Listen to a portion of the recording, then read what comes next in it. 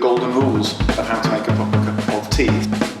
First up is freshly drawn water. What you need to make sure is that you've got really nice fresh water in your kettle. You want to make sure that your water is full of oxygen, alive and ready to go. We would recommend 200 to 300 mils of water per person. The next golden rule would be temperature. The temperature is so important because of the process of how you make different types of tea. White tea and green tea are non-fermented. Oolong tea is only part fermented, and so those aren't strong enough to take boiling water. So with that we would recommend only 70, 80, maybe 90 degrees max for those types of teas.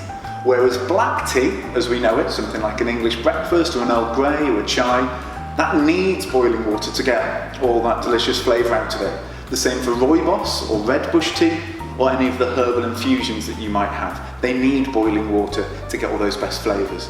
The third golden rule would be how much tea. Basically, don't be stingy.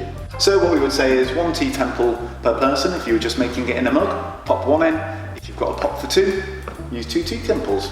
The fourth golden rule would be brew time. So with that, big leaves need a lot of time to actually brew. So we would recommend 3 minutes minimum. Certainly for green, white, oolong and black teas, 3 minutes is a good amount of time. Any longer it might start tasting a bit brewed or stewed. Whereas some herbal infusions particularly, the flavour actually changes the longer you leave it. So for example, lemon and ginger, 3 minutes. With that, you've got that perfect blend of lemon and ginger. The longer you leave it, the more the ginger will come through, the more spicy and vibrant it will be.